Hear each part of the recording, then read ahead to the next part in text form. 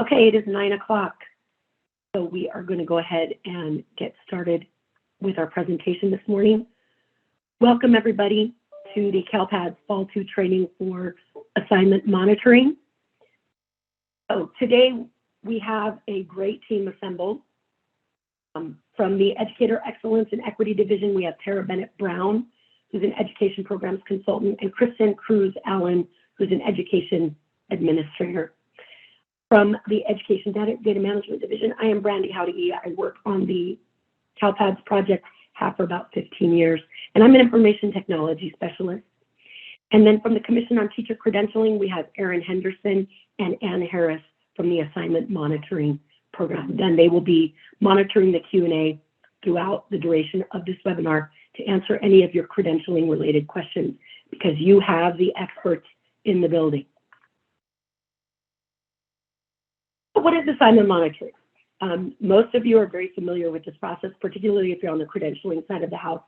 But in 2019-20, this process changed in so much that districts are now required annually to monitor all staff serving in certificated positions, in teaching positions, pupil personnel services, and administrative positions.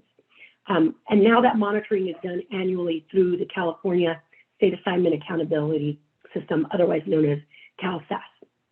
The only caveat to that is that charter schools are recommended but not required to monitor pupil personnel services and administrative assignments through CALPAFDS. So they're not required to do that, but it is recommended. Now, the data that we use in CALPADS, we've got 4 sets of data that we use in CALPADS specifically for assignment monitoring. First is staff demographics, which is staff names, employment start dates, the highest degree that that individual has earned. And I apologize, Alice, it's hard to hear me. I have a frog in my throat, so I'm doing my best. Staff demographics, staff assignments, which is a specific job classification for an individual, as well as any non-classroom-based assignments that that individual has. Course sections, which is a representation of the master schedules in your student information system, and student course sections, which are the students that are enrolled in each of those course sections. Those data are then sent over to the Commission on Teacher Credentialing after they've been certified and compared to the teacher's credentials and authorizations. The things that link the CALPADS data to the CTC data is the SEED, the statewide educator ID. The assignment monitoring data in CALPADS are collected during our Fall 2 submission. So typically you can submit files for Fall 2 from Census Day, which this year was on October 6th, 2021. So from October 6th, 2021, all the way through March. You have all of that time to not only submit, resolve any errors, and to certify the data. This year's deadline originally was slated for March 4th, but because we did move out the Fall 1 deadline, they made a decision to also move out the Fall 2 deadline 1 week to March 11th, 2022.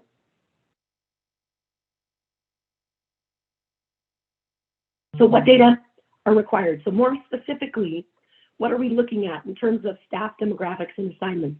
What we're looking at is what were staff teaching, or what assignments were they serving in on Information Day, which is October 6th, 2021. And additionally, what were the courses that were occurring during the academic term that was in session on October 6th, 2021. Okay. The teacher on those courses should represent the teacher record. Oftentimes we additionally get questions about what courses should actually be reported. So the following are some general guidelines on which courses should be reported. So number 1, courses for which students receive credits or grades should be reported for purposes of assignment monitoring. Courses that count towards the instructional minutes for average daily attendance, and that also includes any teachers providing push-in or pull out instruction to students. And then finally, which students were enrolled in those courses during the academic term that was in session on Census Day, October 6th.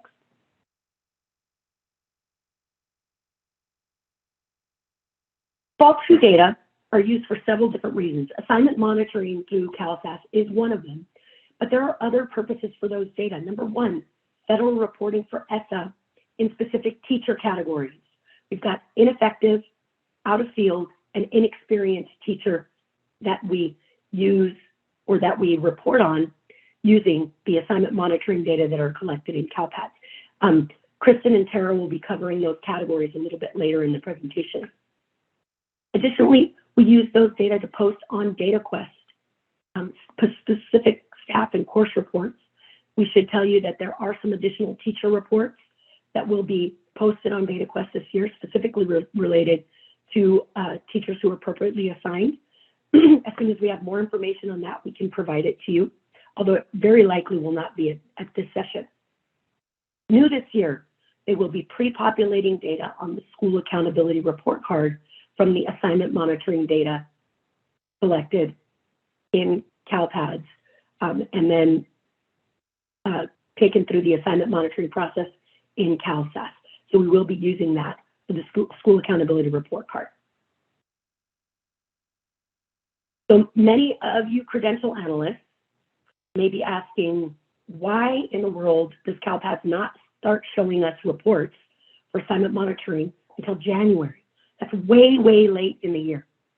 And while we understand that that is problematic, the first thing you need to understand is that historically, these data were not used for assignment monitoring purposes. They were used primarily for reporting to the feds, and they were used for DataQuest reports. And so it wasn't used for assignment monitoring. Therefore, the date that you can see those reports and certify those data are a little bit later in the year.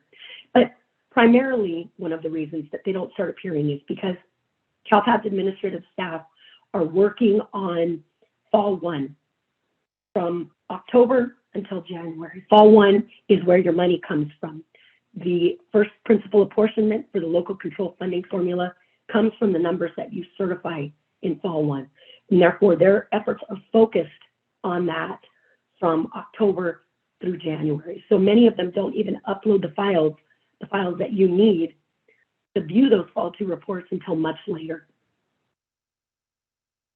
Now, having said that, does it mean that you can't start this monitoring process earlier? The answer is you can start this monitoring process earlier. Remember that all of the data that we are collecting for assignment monitoring resides in your source system, in your district student information system. The credentialing information is very likely in your human resource system. So what I urge all of you credential analysts and human resource staff to do is to work closely with your student information system administrator and ask them for a custom report from your student information system that has all of the components that you see on this screen here. I'm not going to go over them individually because we're going to go over that in the reports. But what you should know is that these are teachers, the courses they're teaching, and the unique characteristics of each of those courses. So they can provide you this information much, much earlier in the year. You can take a look at that report and start comparing it to the teacher's credentials and authorizations even before school starts. You could do this much, much earlier in the year. So it doesn't mean you can't get an early start. Additionally, what you should know is that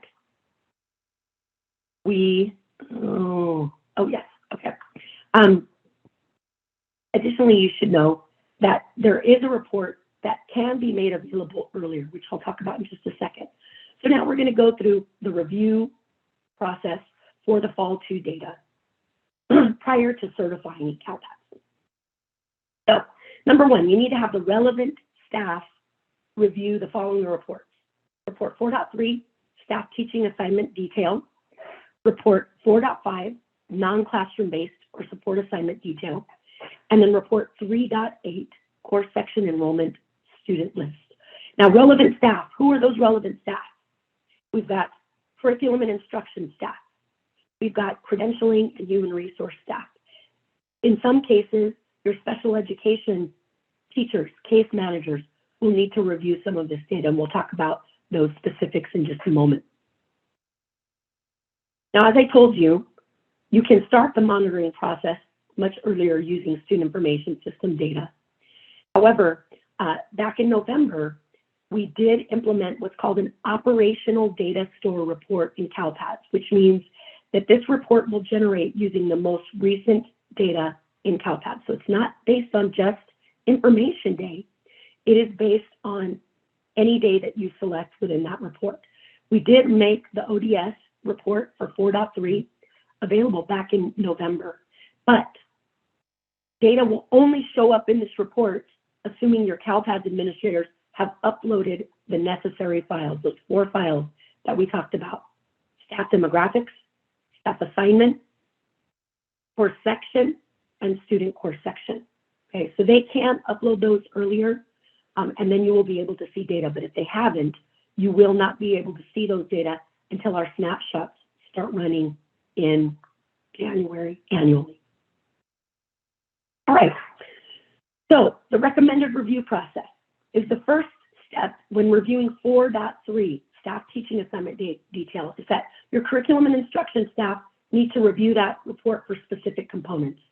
Then your credentialing and HR staff should take a look at those data as compared to the teacher's credentials. And then finally, your CALPADS administrator will review and upload those files for you to CALPADS. But it's really up to the credentialing, HR, and curriculum staff to ensure that the data are correct in your student information system prior to getting into CALPADS. So let's talk about some of the review processes specifically. So step 1, curriculum and instruction review. This is report 4.3. And what you want to make sure, curriculum and instruction staff, is that number 1, you verify the course information is correct. Okay, so we're going to go through this step by step. So first, you want to make sure that the state course code and content subcategory are correct. Does this course code represent what the teacher is teaching? Okay, so it's really important that you select the correct state course code, because that is what 99% of your assignment monitoring is based on. That's the first thing they're going to look at. Did you select the correct state course code? Is it mapped correctly? And then did you also choose, if applicable, the correct content subcategory? Next, compartmentalize course standards grade level range. This is a representation of the grade level standards range that's being taught in that course. It is not based on necessarily the grade levels of the students. It's based on the grade level standards that are being taught in the course. This is particularly important when you have teachers teaching in a middle school course setting. If it's a middle school course setting and they're teaching middle grades 5 through 8, you want to make sure that that is identified appropriately as a middle grade standards course. This is also important when you get into courses that can actually be used in different, we have different grade level standards for courses. For example, world history courses. A world history course can actually be taught in middle grades 5 through 8, but it also can be taught in the secondary grades 9 through 12. So curriculum and instruction staff, you need to verify that that departmentalized course standards grade level range is correct. Just keep in mind that this should only be populated for departmentalized courses. It's not necessary for self-contained courses. The non-standard instructional level.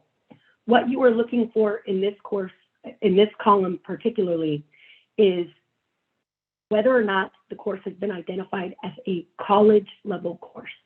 College level course will be identified with codes 23, college credit only, or 24, which is dual credit. Okay? That's important for assignment monitoring because the commission is not monitoring courses that are being taught by college professors. And the way that you indicate that is using that non-standard instructional level code. So ensure that any courses that are college level courses being taught by college professors have that college level indicator. Okay, education service. This is where you tell us the services that are being provided in a course to any English learners enrolled in the course. So you'll also notice on the right-hand side of the screen, we do have a column for EL course enrollment. So if there are English learners enrolled in that course, there will be a yes there. So the presumption is that if there are English learners in the course, that English learner services will be provided.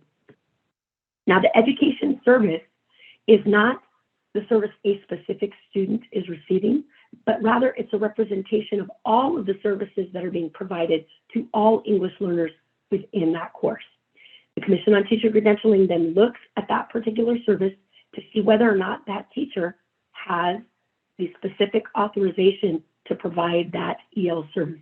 So that's why it's really important that not only your curriculum instruction staff take a look at this, but they work with their language EL coordinators to make sure that this is populated appropriately. Instructional language. The instructional language is when a language is being used to teach students, and it's a language other than English. Okay, so this is not necessarily if they're taking a Spanish class. The content of that Spanish class is Spanish, but the teacher may be using English to teach that class. So that's not necessarily the instructional language. What we're looking for here is any course that is taught in a language other than English that will require a bilingual authorization. It is not necessary to populate a language other than English in the instructional language column for world language courses, German, French, Spanish, okay? But it is necessary when, for example, you're in an English class that's part of a dual immersion situation and the teacher is teaching that English class in Spanish, for example. Maybe that was a bad example, but that's what we're looking for.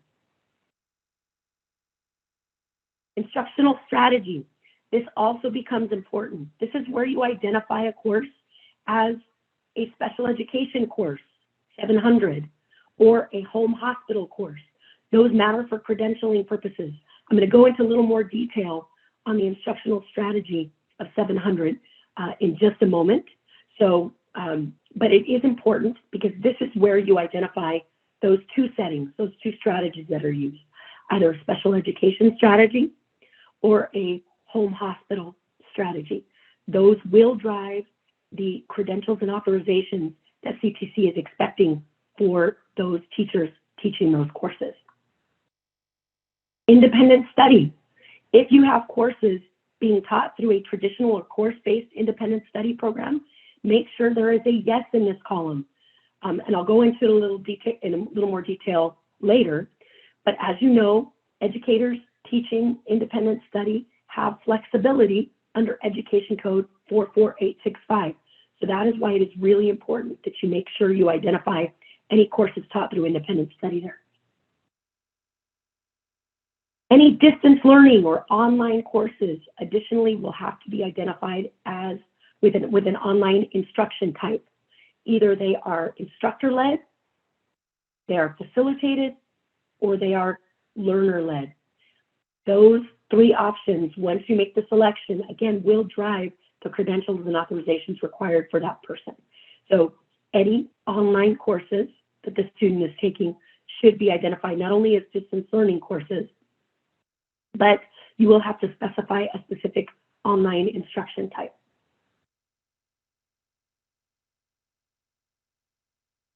Right. Oh, so curriculum and instruction staff. Those are the components that you need to focus on when you are reviewing 4.3. Now I'm going to go over some specific issues and points that you need to keep in mind as you are reviewing all of those columns. So first, when you're verifying the course content, a lot of you ask, is it a CTE course, career technical education course, or is it an academic course? How do I choose the correct course code? And I will tell you, it's always based on the majority of standards that are being taught in the course. So if it is 50% or more CTE standards, definitely if it's more than 50%, it is a CTE course. If you don't have an appropriately credentialed teacher teaching that CTE course, that is a separate issue. Okay, but when we're selecting a course code, it should solely be based on the standards that were used to develop the content of that course. Okay, the other factors that are not necessarily considered when you're identifying whether or not it's a CTE course is whether or not your school runs a formal CTE program, or you receive funding, or if that course is part of a career technical education pathway. Definitely not whether or not the teacher is credentialed. Okay, a CTE course is determined to be CTE solely based on the standards that were used to develop the course. So this graphic was put together by CTC that shows you specifically when it should be designated as an academic course, and that's generally when there's 50% or less CTE standards. You can select an academic code, and if you select an academic course code, they're going to expect the single subject authorization. If it is 50% or more, at 50% you have the option to choose either academic or CTE. Anything above 50% standards that are CTE should always use a course code of 7000 through 8999, which are the CTE courses in CALPADS. Again, once you have designated that CTE course code, no matter if it's at the elementary, middle, or high school level, all of those courses, CTC is going to expect that you have a CTE designated subject credential or one of the 4 single subject authorizations. Okay, another issue that comes up when you're verifying course content are science, technology, engineering, and math, or STEM courses. So when you're trying to figure out whether or not it's a STEM course, it's the same issue. Is it a STEM course or is it a CTE course? And again, it depends on the standards that were used to develop the course. So if it's over 50% CTE standards, you should use a CTE course code. If it's not, then we have some specific STEM course codes that you can actually use. Here are all of the STEM subcategories. But if it is actually a science, technology, engineering, and math course, you can use course code 9222, which is applied STEM.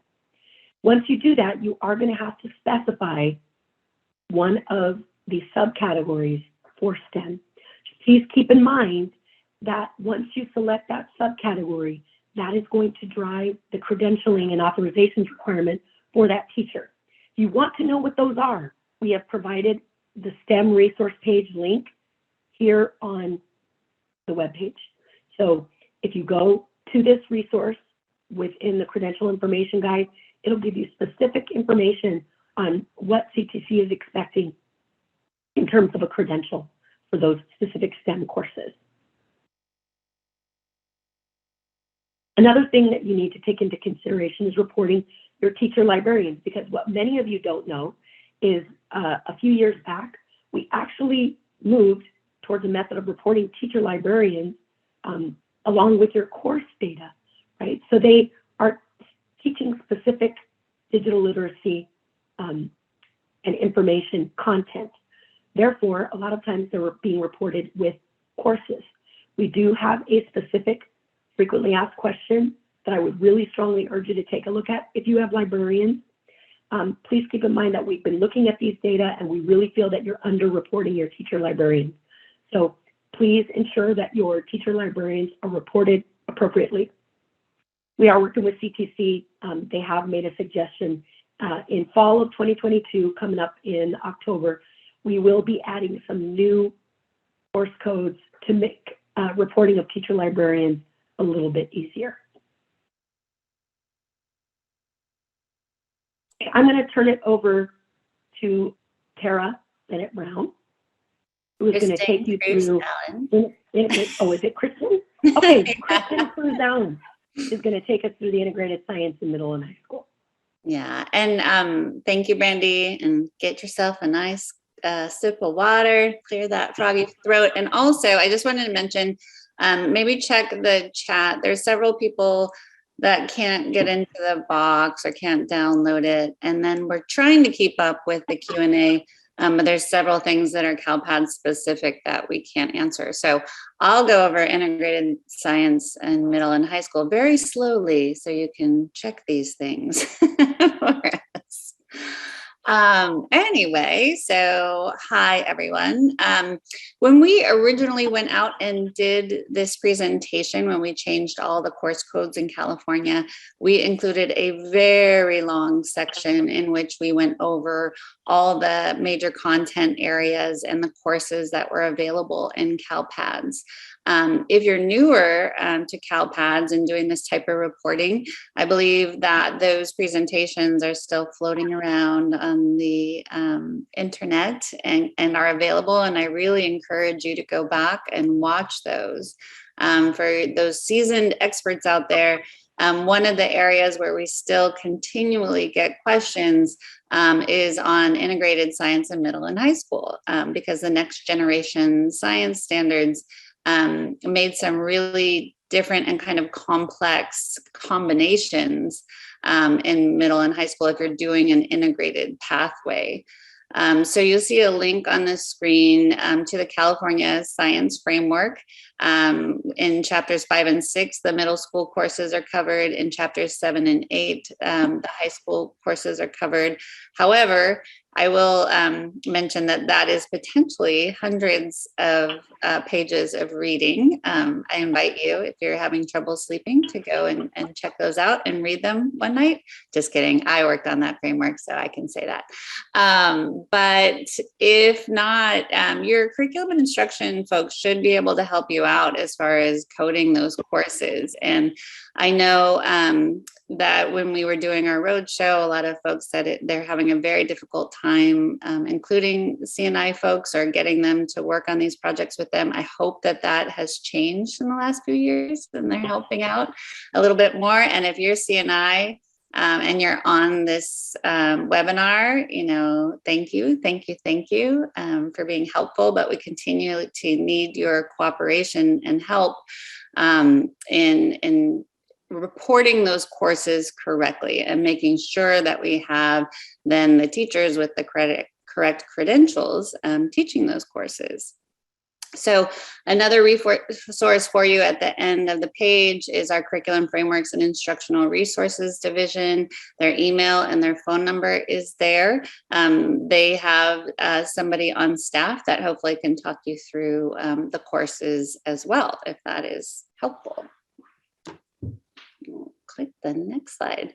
Even more helpful, though, is the administrator's assignment manual, because you have an awesome chart or a couple of charts that will talk you through which courses can be taught with which credentials.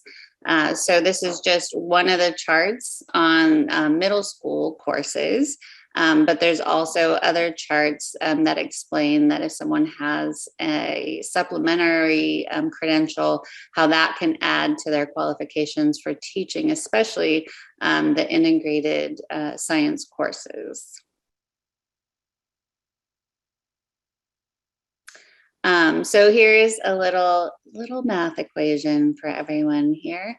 For an integrated science course, that if they have the primary science content, and there's an example down there, physics in the universe, that is a course that physics standards and physics content is really driving the direction of the course, but then that earth science is kind of woven in between it. That would be that plus the secondary science concept. So that's the secondary science content. And then NGSS has that integrated science model. And we have that really interesting diagram where we're showing all of like the strings woven in between, but you also have, you know, biological sciences with other sciences woven in between. And I know that there were many, many schools across California that were most interested in that integrated science pathway. So, and I know that there are several districts that use both. They have a traditional pathway, and then they have this integrated pathway. And it's just very important for you to check those requirements for teaching those courses to ensure you have the right folks in the right classes. So she walked you through considerations for your integrated science courses. Another common issue that comes up are exploratory wheel or enrichment courses. So exploratory wheel or enrichment courses cannot be more than 50% of one core content area. So if you have one of those courses that is not 50% or more of one core content area, you can use code 9228, which is non-core academic elective. It does require a local assignment option, Title V 8005B. There is a resource available on the Credential Information Guide. The link to it is here. And if it is, in fact, an exploratory career technical education course, you can use course code 7000, which is the CTE exploration. However, it does require a CTE credential. Other courses that you could potentially use are non-core academic elective 9228 course code for.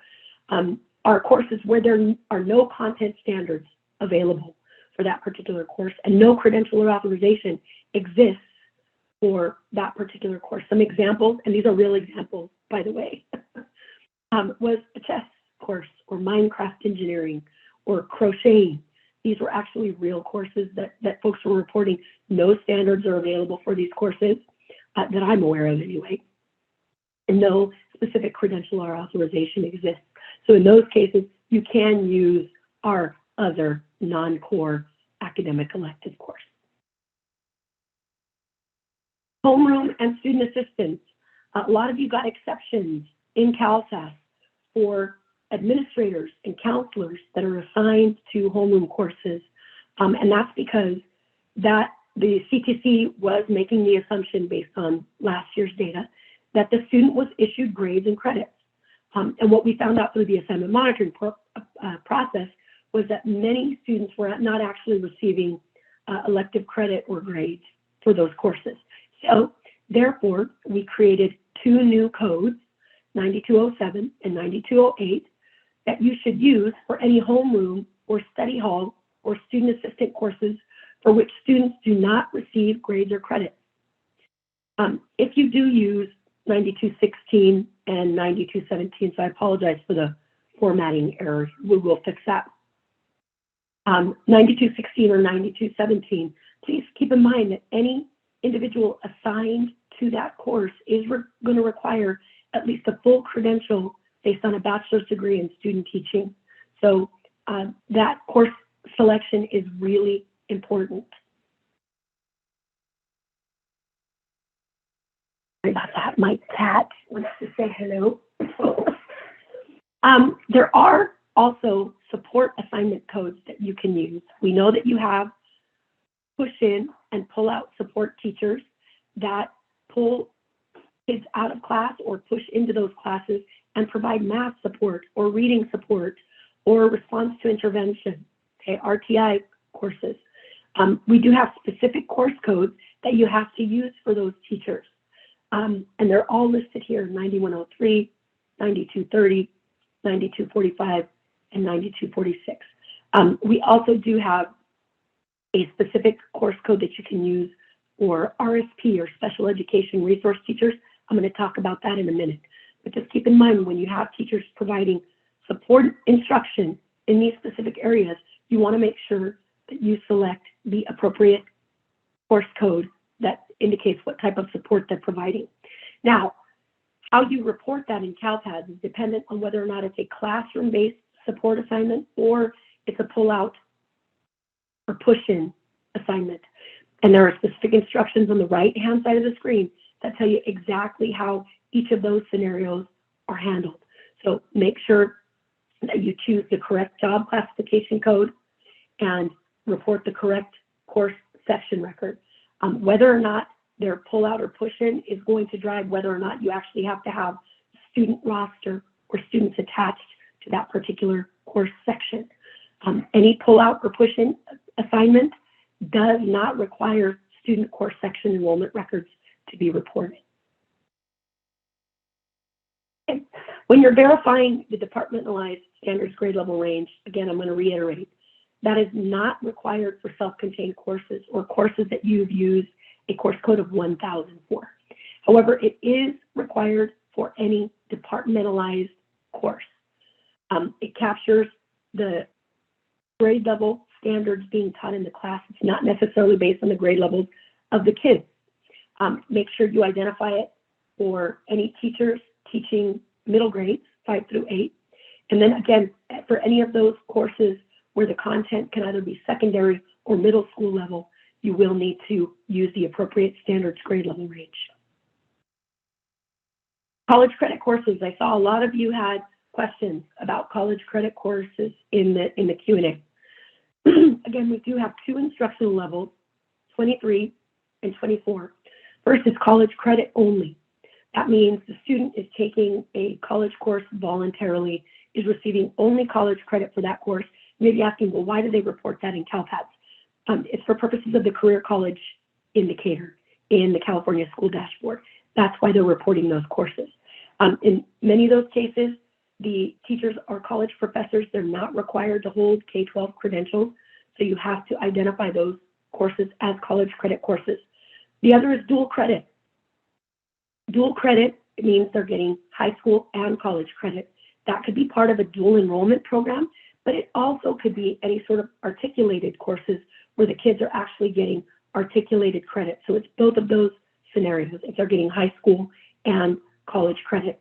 It's important that you identify that because under Education Code 76004, if you identify those as college level courses, then CALPAFDS is not really looking at those and they won't generate exceptions for those particular courses as long as you have that attribute appropriately identified within your student information system and within CALPADS. All right, real important. Let's talk about English learners. We did have a suggestion in the Q&A that we add another column to 4.3. And actually this is related to special ed, so sorry I'm mixing up things here. We do have a column on 4.3 that tells you if there are English learners enrolled in the course. Remember that English learners are entitled to receive EL services in all their courses, not just necessarily their core content courses.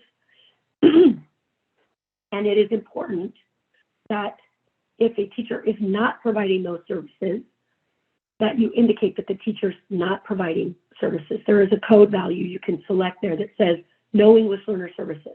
However, keep in mind that that could result in a Title III monitoring finding if they see that a teacher has English learners enrolled and they're not providing services to the student within that course. Okay, so just keep that in mind.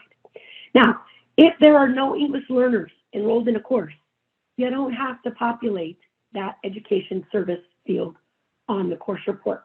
Okay? We don't prevent it, but you don't have to if there are no English learners enrolled. Remember, any teacher providing primary language instruction is going to require a bilingual authorization. And then teachers that are teaching in a departmentalized English language development course, okay, so they have a standalone ELD course, that is going to need a full EL or bilingual authorization. Okay, let's talk about instructional language. Once again, just a reminder, it's not necessary to populate the instructional language column for your world language courses, okay? You don't have to tell us that a French 1 course is taught in French. Okay? It's only when the content does not match the language that the instruction is occurring in. So in this case, all courses populated with an instructional language other than English are going to require a bilingual authorization. All right, so let's talk about special education courses. This caused a lot of grief last year, a lot. Okay. So when you are looking at report 4.3, and you're looking in the instructional strategy column, you want to make sure if you have any courses there that have a 700 special education value in that column, you want to make sure that those courses were specifically designed for students with disabilities. Was the content, was the curriculum designed specifically for the students in that class, tailored to their primary disabilities?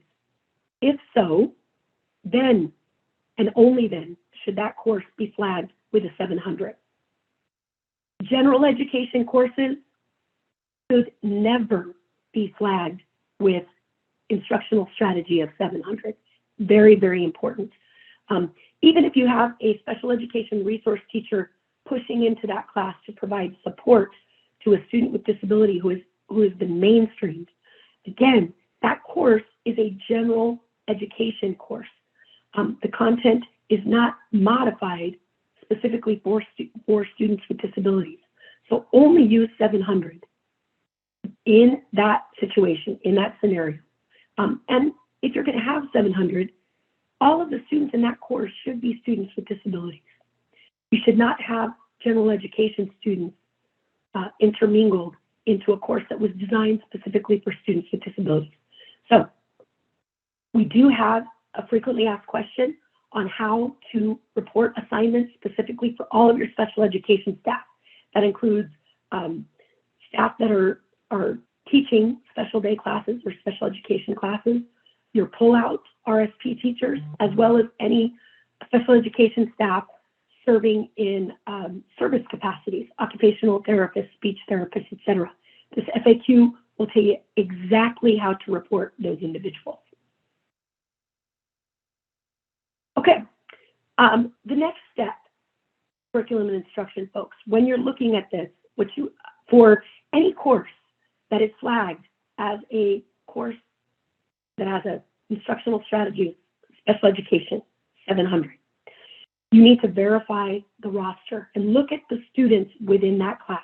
Report 3.8, course section enrollment, is going to give you a list of all of the students that are in that course. And as you can see, I've highlighted here the column that says primary disability code. But why is it important to identify all of the primary disabilities of the student in that class? It's because CTC is going to expect that ed specialist credential has the authorizations for these specific primary disabilities. Okay. Now, there is an exception for alternative special education placements, and CTC is going to go over that a little more in their part of their presentation. But there may be some instances where there are students in that class that have a different primary disability that does not align. Remember, it's the IEP team's decision on where to place a student. So therefore, if a student is placed in a class where their primary disability is different than the educator's authorization, you can work with your monitoring authority to make sure that they know that it's an alternative SPED placement. Independent study. So make sure that you identify all courses being taken through independent study, through traditional or course-based independent study programs. Okay, and remember, we're talking about independent study courses that were happening on Information Day or in the term that was in session on Information Day. There should be some sort of indicator in your student information system and in CALPADS, a flag that you can set to yes for all independent study courses. Again, teachers teaching independent study courses have flexibility under Education Code 44865. So as long as they hold a full credential based on a bachelor's degree in student teaching, they are appropriately authorized. Now, teachers on SIPs and PIPs are not appropriately authorized. Okay, they must have a full credential based on a BA and student teaching. Now, for fall 2, when we're talking about departmentalized independent study, you do have a couple of options. Okay, you can either use self-contained course code 1000 for teachers providing lots of different subjects to lots of different students on independent study, and you can submit one section by grade level. Or the subjects that the teacher's teaching. And again, this is for fall too. But our preferred option for those of you offering departmentalized instruction is to report each of those courses by its unique content area, unique departmentalized content area, and then identifying each of those sections as independent study, right? As long as they have all been identified as independent study courses, as long as the teacher has a full credential based on a BA in student teaching, they would be appropriately authorized. These are all of the settings identified under 44865, okay? They're all alternative settings: home hospital, necessary small schools, continuation schools, alternative schools, opportunity schools, juvenile court schools, county community, district community day, and independent study courses. Any teachers teaching in these settings qualify for that flexibility under Education Code 44865.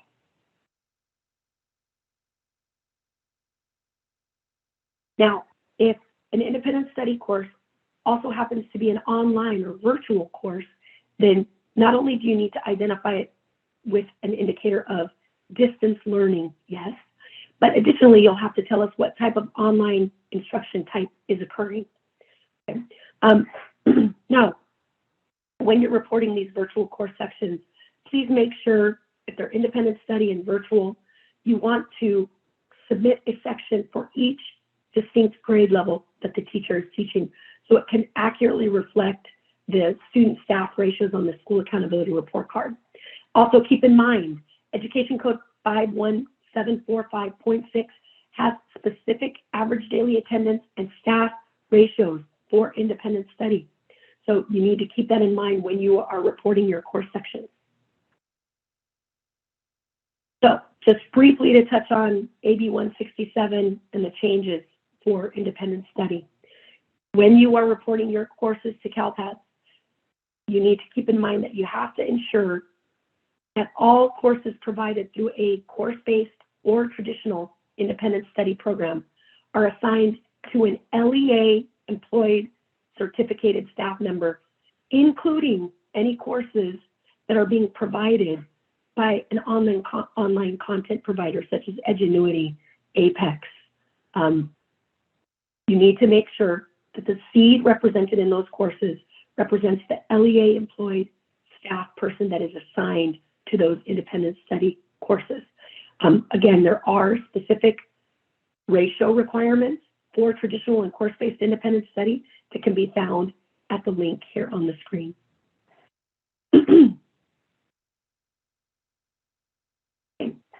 When you're trying to identify which online instruction type is occurring in an online or virtual course, again, you need to make sure they're flagged with that distance learning indicator of yes. Then you're going to be required to tell us what type of online instruction is occurring. Is there an instructor providing all of the content? If so, that requires an appropriately authorized teacher for the subject matter. If it is facilitated, then it requires a full credential with a Title V 80005B local assignment option. And then finally, learner-led courses. This is the only online option that does not require a full California credential based on a bachelor's degree in student teaching. So selecting the appropriate online instruction type is really important.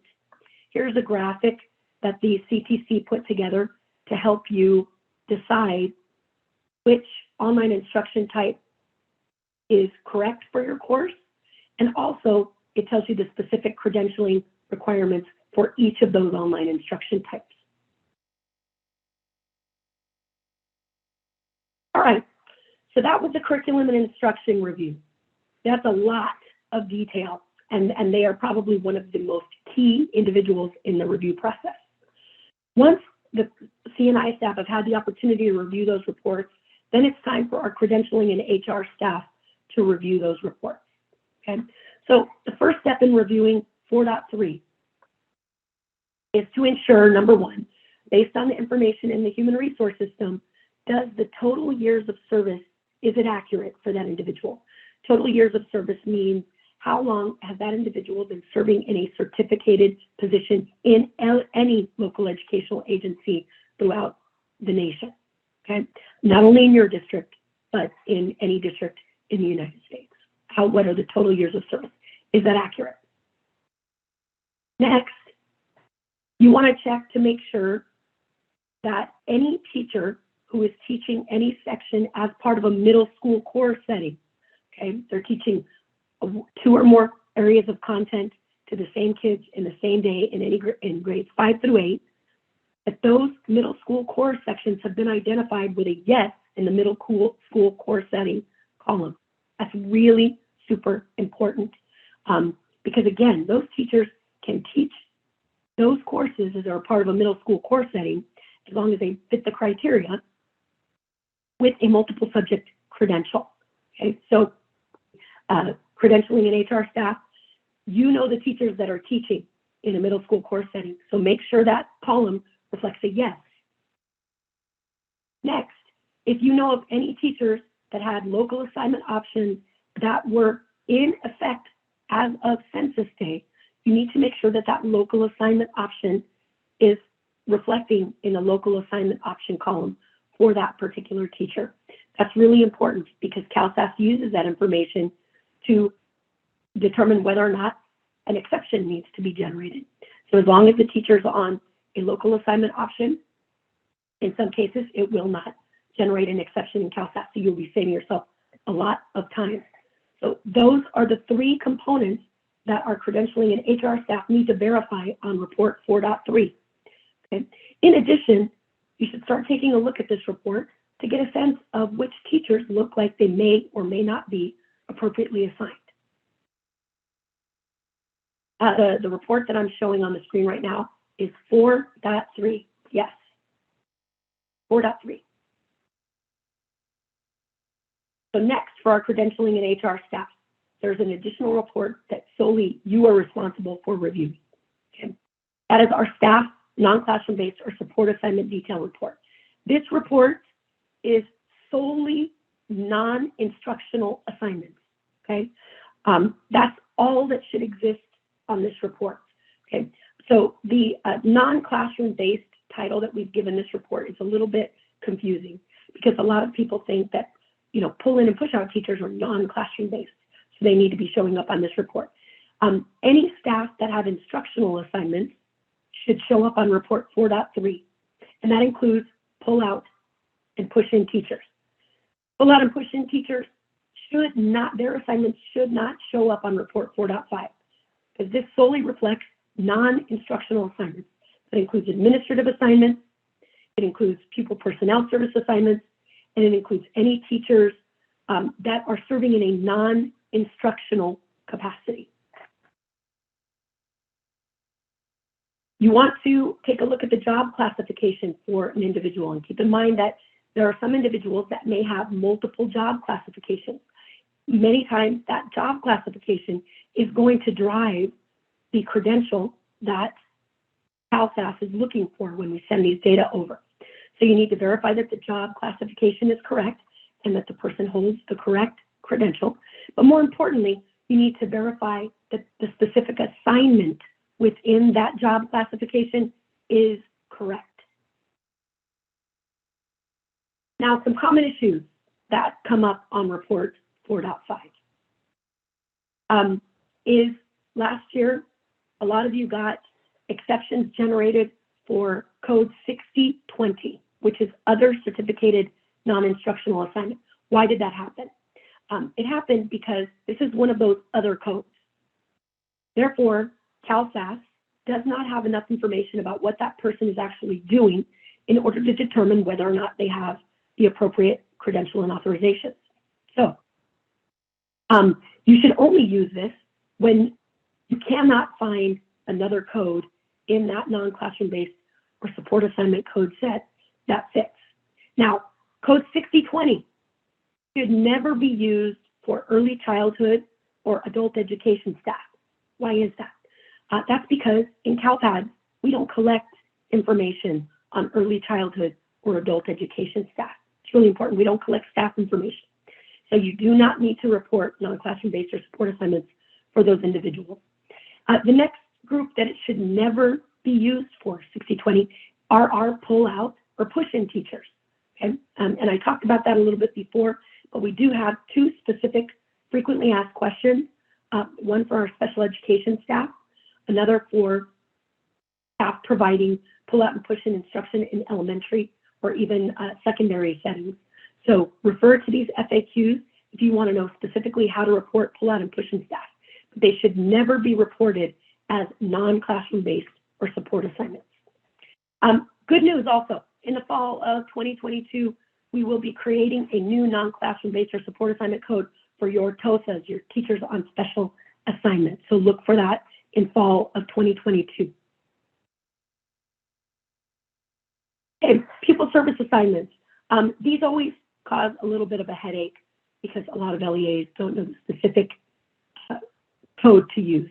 But just know that under our assignment category of pupil services, generally they're looking for, CTC is looking for one of the following credentials: school nurse, librarian, clinical rehabilitative services, other health services, speech language pathologist, and there are several authorizations under the pupil personnel services.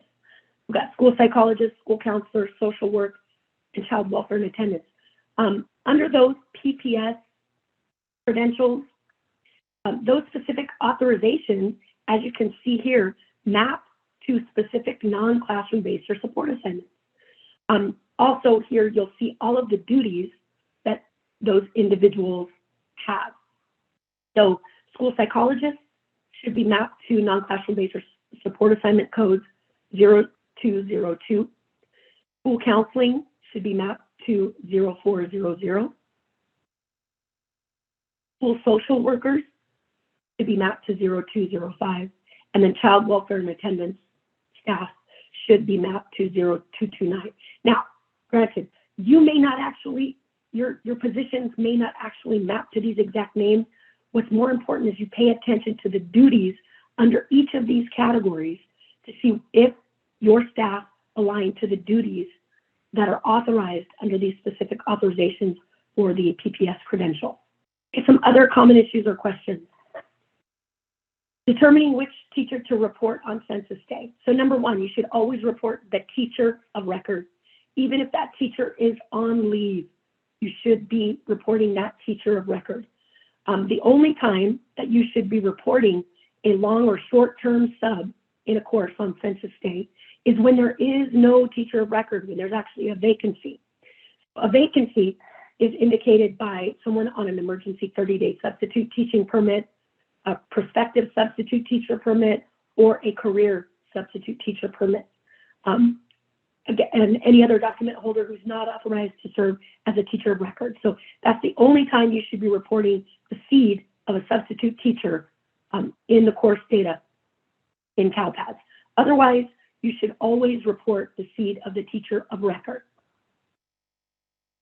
Now, when you have a course, generally that's taught by staff, that's either contracted staff from another LEA or a county office or an outside agency or a college professor, we do allow you to use a generic seed of all 9s in the course section records. But keep in mind that that seed of all 9s is always going to generate a predetermined vacancy. Even though they're not really vacancies, there's somebody actually teaching there. It's just you don't have the appropriate staff demographic or staff assignment information for that individual. There is a way, and CTC is going to talk about it a little bit later, that if you get one of those predetermined vacancies for that seed of all 9s, you can provide your monitoring authority information about that teacher so that that monitoring authority can clear that as an appropriate assignment. Okay. Just one caveat is it should not be used, the seed of all 9s should not be used for charter school teachers, because now all charter school teachers should have a seed, even if it's through a certificate of clearance, even if they're grandfathered in and they don't have the appropriate credentials until, I think they have until 2025 to get them, but they should minimally have a seed for all charter school teachers.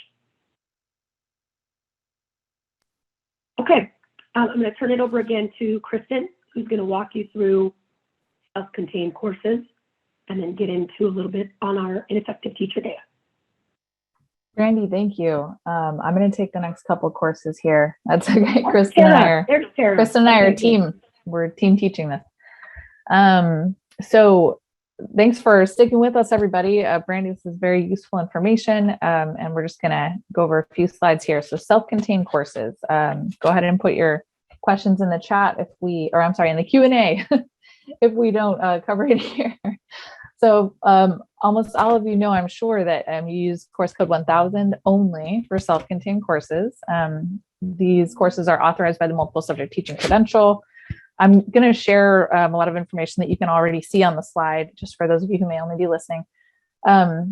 Many of our self-contained courses, most of them in California, are generally found in the elementary schools, preschool through grade 6, but are absolutely found at higher grade levels in many different kinds of settings, such as small school, one-room rural school, perhaps, and special education, special day classes. That you can find that course code there as well.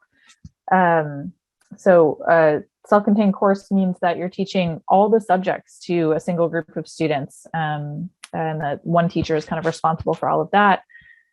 These settings may actually include team teaching or regrouping of pupils at the secondary level. So it would still be reported in most cases, I think, as a self-contained course. All right, Brandy, go right ahead. In contrast to a self-contained course, we have most of the courses that you all have been sharing very good questions about in the Q&A, departmentalized courses. So departmentalized courses are those where you're using any state course code that we've been going over except course code 1000. Departmentalized courses are not course code 1000. It does require a single subject authorization, such as single subject English. It's found primarily at the secondary level, but can be found at the elementary level. Someone had a great question about how to report a PE teacher who is teaching all the kids in the different grades K through 5. So this would actually be a departmentalized course that that person's offering, because they are a PE teacher. That's what they're trained in, and that's all they're teaching. So this can include support courses, by the way, such as reading support or math support and bridge courses. All right, we can move forward. A couple more things here about departmentalized courses. So at the elementary level, you must use these particular course codes that are bulleted out here on this slide for the specific courses, at the elementary or K8 level. So kind of check the course name to make sure you're picking the right thing. Like, for example, PE departmentalized for K through 5 is actually a different course than PE departmentalized for the older kids in K8, so the 6th through 8th grade. And it has to do with legal requirements, for minutes of PE for different ages of kids. So 9100 is English departmentalized K through 8. 9170 is History Social Science departmentalized in K through 6. And we kind of just go down the list here. So make sure you check these course codes or the CALPADS course code system documentation page when you're choosing departmentalized courses for the elementary level. Okay, all right. And then here is our last slide on this subject, self-contained versus departmentalized. There is a whole category of CALPADS courses that you all helped us create by letting us know, what doesn't fit into only a single subject. So we call them interdisciplinary subjects. You will find a lot of very important and common courses here. For example, home economics, special education resource specialist program, RSP, very common, very important course to get right. That is found in the interdisciplinary subjects area of CALPADS course codes. AVID is found here, humanities, yearbook, homeroom, study hall for credit, homeroom study hall for no credit. I believe the no credit one is a relatively new course code, right, Brandy? All right, so just a couple more things about interdisciplinary subjects. I'm going to hand you guys back to Brandy. These courses can often be taught by teachers with several different credentials. For example, a humanities course can be, largely focused on social science or social studies, I should say, with, some art and some English and literature mixed in. But as long as most of the content of the course and the methods are appropriate for social studies, it's fine for a social studies teacher to be the teacher of record for that humanities course. Alternatively, it could largely be an art course, but have those interdisciplinary things mixed in, like about the history, behind the art, or the economics of that era behind the art. So that would be more appropriate, for an art teacher. So it's really a curriculum and instruction question. Many of the questions you all have shared with us in the Q&A are really questions that, many of you probably are not the ones who should have to answer. They're really for folks who are curriculum and instruction experts, people who are developing, the high school science curriculum for your district or your county. Okay, I think we're all. Actually, you're going to hand it over to me, Kristen. Okay, so we're going to just discuss a little bit about our federal definitions and how they kind of relate to assignment monitoring. We get a lot of questions, I know, at the CDE about Williams and Williams reporting and assignment monitoring requirements. So the question you see here is, does our county office need to follow regular timelines for assignment monitoring as part of our Williams review? And looking at Ed Code 44258.9, it would appear that all districts are being monitored annually. Does CalSAS annual monitoring alleviate the need to monitor as part of our Williams review? And does it not need to be included in our annual or quarterly reports? So complicated, I know, because a lot of you have noted that when we've had some late reporting periods recently, mostly due to COVID, it's thrown off the reporting timelines, right? So that CalSAS data sometimes cannot be used for Williams reporting and monitoring. We do want you to reference Education Code section 1240 as well as 44258.9. Both of those codes have been updated recently, either by AB 1219 or AB 599, which was in the last year. But it does identify the most current reporting requirements. CTC and CDE are in talks about some different data reports that we hope to produce by the end of the year that will help with all of this monitoring and reporting requirements. But, just stay tuned and we'll keep you posted on when those will be available. Okay, so as you know, the state or every state in the United States had to come up with different definitions for ineffective, which I know we all hate that term because we don't want to call our teachers ineffective, but we had to use that term and come up with how California would define ineffective and also out of field. And also inexperienced, but that's pretty standard. It's teachers that have less than 2 years of experience. So in November 2019, we updated those definitions, and that was mostly from going around and doing a road show, and many of you asking us, where do I put my PIPs? Where do I put my STIPs? What category do they belong in? And local assignment options and whatnot. So we updated those definitions, only to be told later that we had an error. And I want to apologize, but there's also just a very long process for us updating anything, as you would know, in our ESSA plan, right? So we have to take it through our state board and get approval, but then we also have to take it back to the Department of Education and get approval. So in November 2021, we updated the out of field definition to exclude local assignment options based on 80005B. So those are those courses like AVID, like student government, where you need a local assignment option. However, there is no credential that would appropriately credential you to teach that course.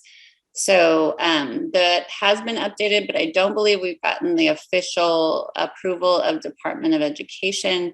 But for all reporting purposes out of the California Department of Education, we are excluding 80005B from the local assignment out of field category. Sorry, out of field category. So again, these are the approved ineffective teacher definitions.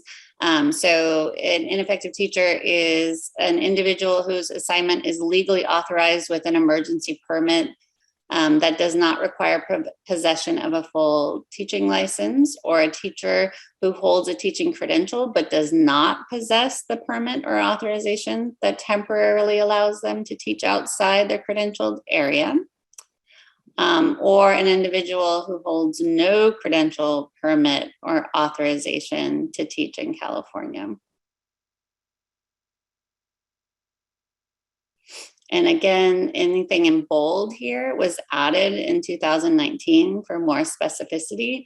So under this definition, this is where we get the provisional internship permits, or the PIPs, the short-term staff permits, or the STIPs, the variable term waivers, the substitute permits or teaching permits for statutory leave, or TPSLs, holders serving as the teacher of record. And that's really important, that they're actually serving as the teacher of record.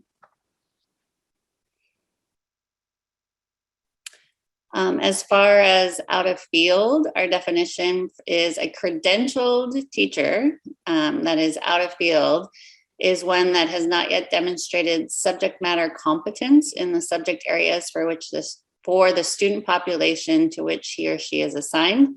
Under this definition, teachers with the following limited permits would be considered out of field.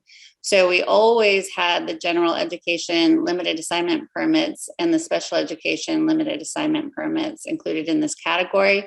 But when we updated in 2019 is when we added the short-term waivers, emergency English learner or bilingual permits, and the local assignment options, which now exclude 80005B.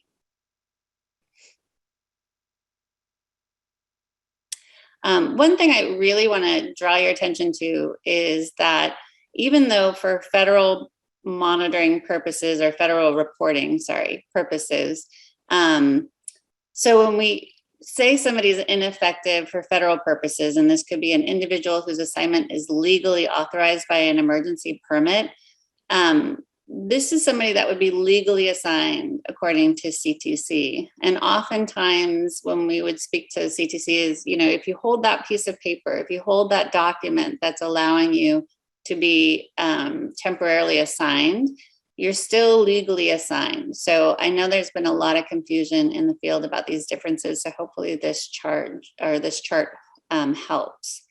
The second part, where it's the teacher who holds a teaching credential but doesn't have that piece of paper that allows them to teach outside their credentialed area, is not legally assigned. So no paper, no legal assignment. And then somebody without any kind of credential, permit, or authorization, of course, is not legally assigned according to CTC as well.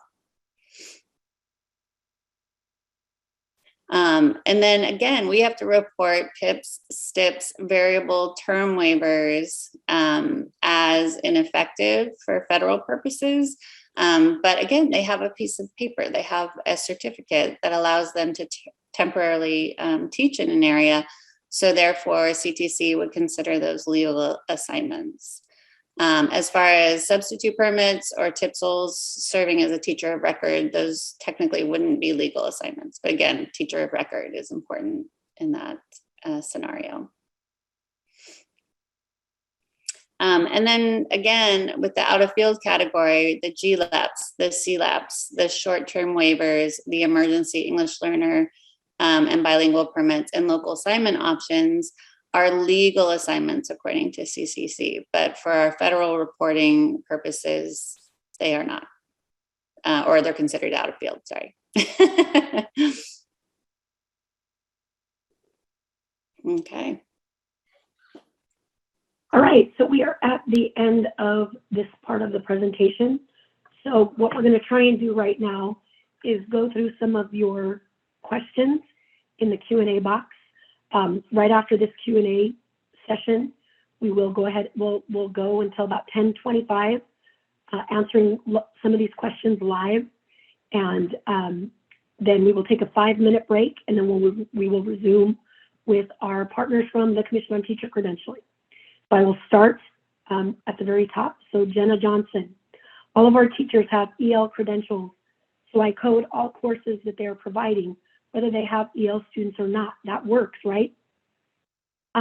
Remember that what you are putting in the EL or the Education Services column represents any English learner services that are being provided to all English learners within the course.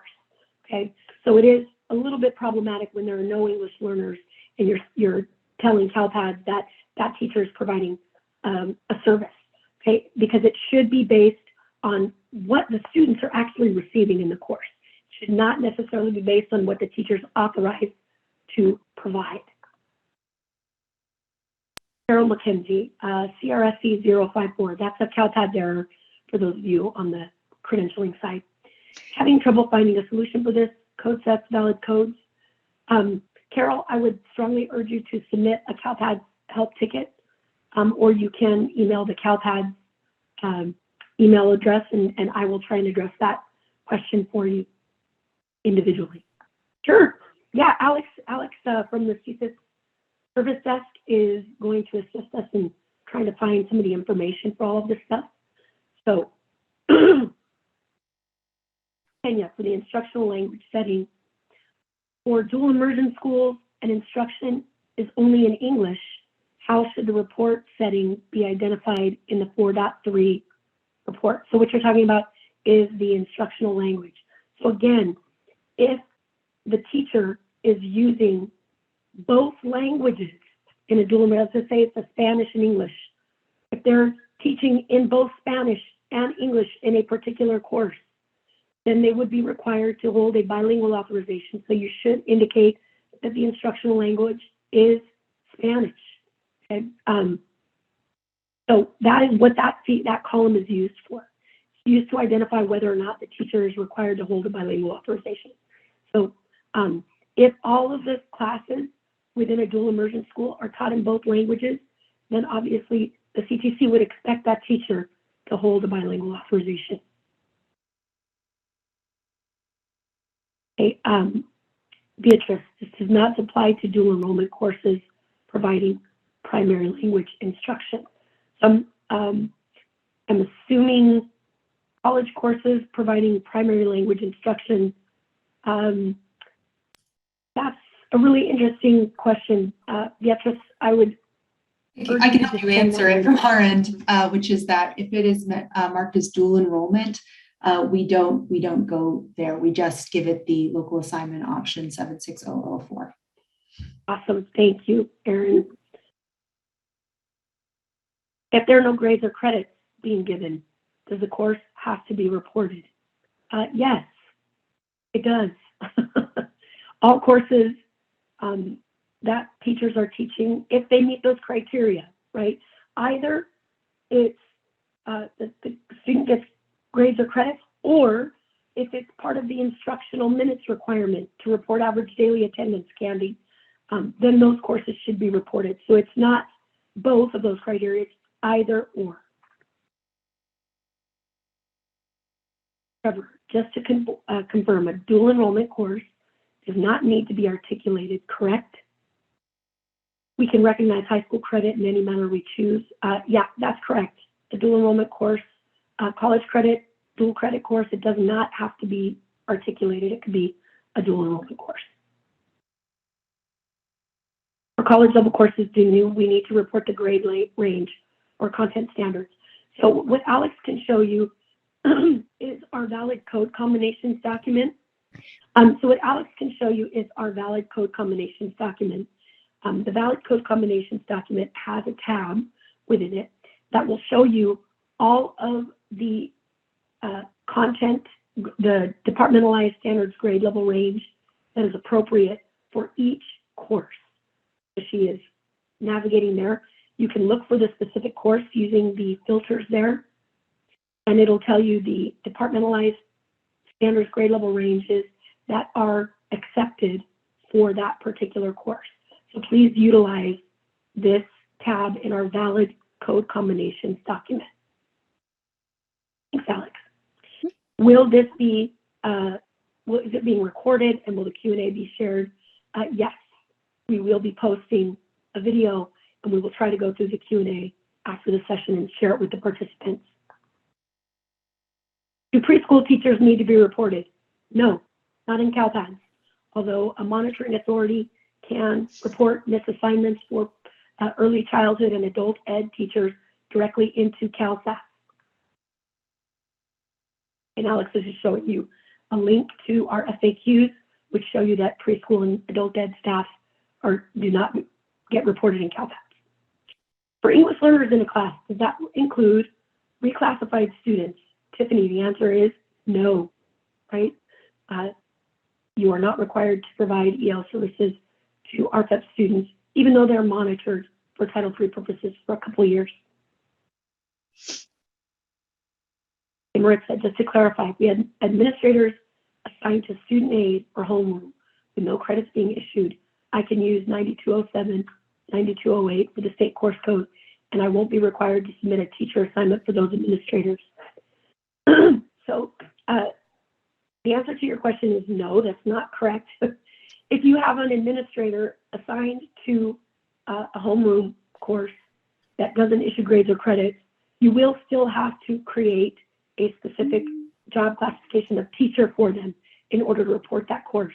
But what Alex is showing you here is the CTC's appropriate credentials for CALPADS course codes. And it's going to show you for those courses if we have a course using 92, and it may not actually be updated yet, okay, Alex, for this year, because this is the first year we're collecting those courses. If you have an administrator or counselor assigned to those courses, CTC will not expect a credential if that student's not receiving grades or credits, but you still will have to create a job classification of teacher to report them as assigned to that section. Jason, what code value should I use for a teacher who does not have an EL certificate as part of their credential, who was in a class on information day? So Jason, if there are English learners in that class and that teacher is not providing EL services, you should use code 5, no English learner services. Keeping in mind that for Title III purposes, that may come back to haunt you a little later on, because all English learners, if they're in a class, should be provided some sort of EL service. But you could use code 5. When will the recording be available? Hopefully within the next couple of weeks.